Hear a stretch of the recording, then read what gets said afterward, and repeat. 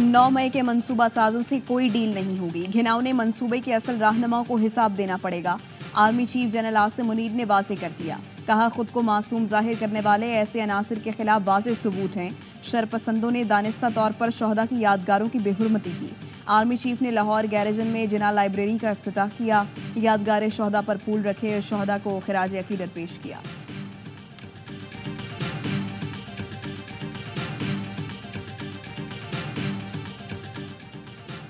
नौ मई पाकिस्तान फौज और सिपह सालार के खिलाफ बगावत थी।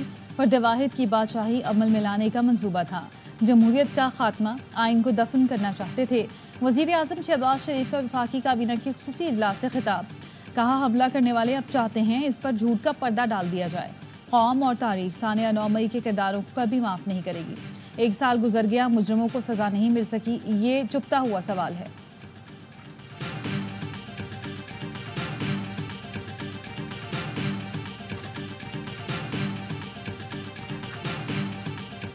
जिसके पास ताकत है उसी से बात हो सकती है। कोई क्यों कहता है कि बात नहीं करेंगे? 70% लोगों के नुमाइंदों से बात करना पड़ेगी। साबिक सदर आरिफ अलवी कहते हैं, माफी मजलूम नहीं जालिम को मांगनी चाहिए। जेल में बानी पीटीआई से मुलाकात के बाद मीडिया से गुफ्तगू में कहा, यह क्या मंतक है कि 70% लोग गलत और चंद लोग सही हैं। 9 मई के जिम्मेदारों को सजा मिलनी चाहिए। कुछ लोग मुलव्वस हो सकते हैं, लेकिन पूरी पार्टी क्रश की गई। बानी पीटीआई को बिल्कुल सेहतमंद देखा। बानी पीटीआई वो लीडर हैं जो पाकिस्तान की फिक्र करते हैं। बानी पीटीआई से हिदायत ली हैं, वो सारी कुर्बानियां देने के लिए तैयार हैं।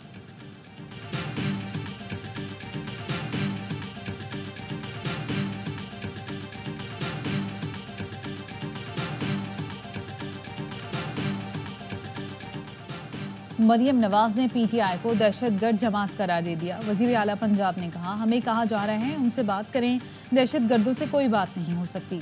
अदलिया से पूछना चाहती हूँ, इन लोगों को सजा क्यों नहीं मिल रही? इनको जमानत कैसे मिल जाती है?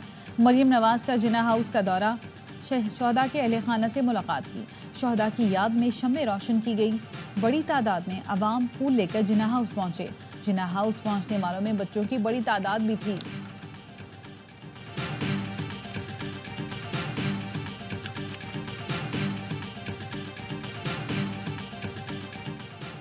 नौ मई करने वालों की मजम्मत करते हैं। मुझ पर 8 अजला में पर्चे काटे गए, एक भी साबित नहीं हुआ। वज़ीर आला खैबर पख्तूनख्वा अली अमीन गंडापुर कहते हैं, 9 मई पर पीटीआई कसूरवार निकली तो माफ़ी मांगेंगे, पार्टी बेकसूर निकली तो कौन माफ़ी मांगेगा?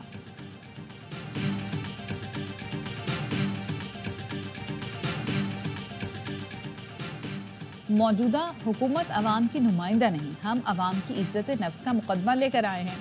हम अपना नुक्ता नज़र पेश करें तब भी नाराज़ी। मौलाना फजल रहमान का पेशावर में जलसे से खिताब। कहा, कबायली अवाम आज ना इधर के रहे ना उधर के। कबायली अजला के लोगों को दूसरों के बराबर लाने के लिए 8 साल गुजर गए।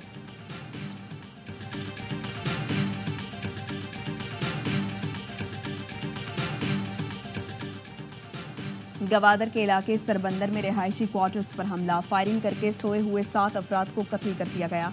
एक शख्स जख्मी। पुलिस के मुताबिक मकतूलीन और जख्मी का ताल्लुक खानेवाल से है। लवाहिकीन का वज़ीर आज़म से नोटिस लेने का मुतालबा। कहा, हमें इंसाफ दिया जाए। वफाकी वज़ीर दाखिला मोहसिन नकवी का 7 अफराद की कत्ल पर गहरे दुख और अफसोस का इजहार। कहा, मासूम लोगों की जानों से खेलने वाले दरिंदे इंसान कहलाने के हकदार नहीं। दहशतगर्दी के नासूर के मुकम्मल खात्मे के लिए पुरज़्म है।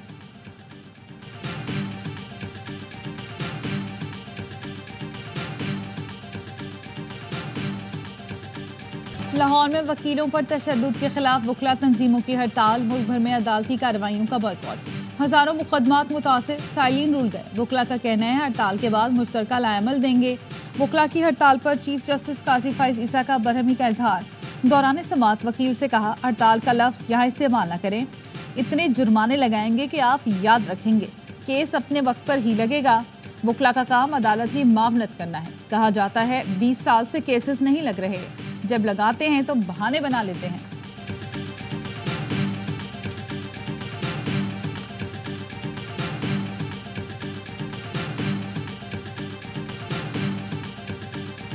जस्टिस मोहसिन अख्तर कियानी और जस्टिस बाबर सत्तार के खिलाफ सोशल मीडिया मुहिम। इस्लामाबाद हाई कोर्ट ने तौहीन अदालत की कार्रवाई के लिए केस मुकर्रर कर दिया। दोनों लार्जर बेंच 14 मई को समाअत करेंगे। जस्टिस मोहसिन अख्तर कियानी के मामले पर चीफ जस्टिस आमिर फारूक की सरबराही में 3 रुकनी बेंच समाअत करेगा। जस्टिस बाबर सत्तार के खत पर जस्टिस मोहसिन अख्तर कियानी की सरबराही में 3 रुकनी बेंच केस सुनेगा।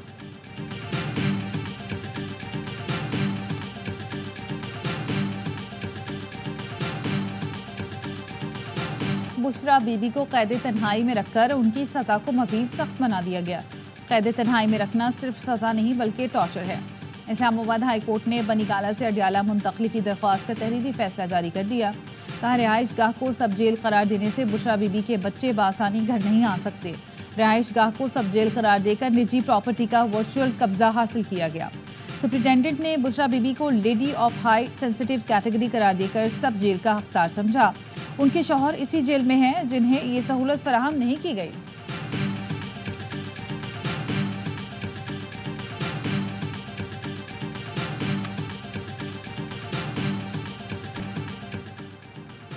वज़ीर दाखिला ने मांगला ट्रेल्स पेट्रोल यूनिट का इफ्तिताह कर दिया। मोहसिन नकवी ने मोटरसाइकिल और घुड़सवार यूनिट का मुआयना किया और फ्रेंड्स ऑफ पुलिस से हाथ मिलाया। वज़ीर दाखिला ने बताया 60 पुलिस अफसरान पर मुश्तमिल फोर्स मांगला ट्रेल्स पर गश्त करेगी। पाकिस्तान से आज़मीन हज सऊदी अरब पहुंचना शुरू हो गए। पहली परवास मदीना पहुंची तो पाकिस्तानी सफीर और डायरेक्टर जनरल हज ने आज़मीन का इस्तकबाल किया। रोड टू मक्का के तहत कराची से 2 परवाजें मदीना रवाना हुई। सऊदी अमले ने जिना इंटरनेशनल एयरपोर्ट पर इमिग्रेशन की। इस्लामाबाद से पहली परवाज 325 मुसाफिरों को लेकर मदीना मुनव्वरा चली गई।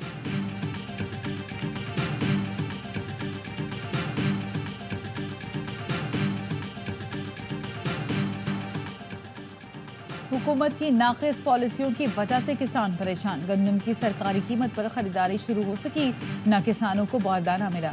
गंदम तहकीकाती कमेटी के सबरा कामरान अली अफजल का कहना है कमेटी में TORs का इजाफा हुआ था जिसकी वजह से वक्त लगाया गया। किसान रहनुमाओं का 21 मई को पंजाब असम्बली के बाहर एहतजाज का ऐलान। हुकूमत से वादे पूरे करने का मुतालबा।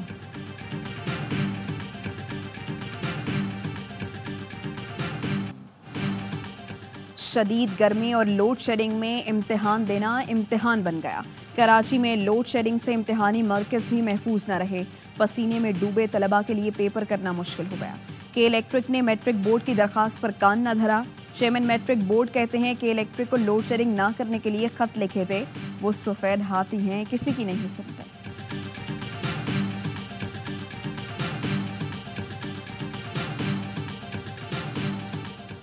ऑन अमरीकी सेंट्रल कमांड के कमांडर जनरल माइकल एरिक कोरेला का GHQ का दौरा। Army chief general Asim Munir से मुलाकात। बाहमी दिलचस्पी, इलाकाई सिक्योरिटी और ताउन पर गुफ्तगू। ISPR के मुताबिक मुलाकात में मुश्तरका तरबियत के नए मौक़े और राब्तों के फ़रोग़ पर बातचीत की गई। अमरीकी कमांडर ने दहशतगर्दी के खिलाफ जंग में पाक फ़ौज की कामयाबियों को सराहा। खित्ते में अमन इस्तेहकाम के लिए पाकिस्तान की कोशिशों की तारीफ की।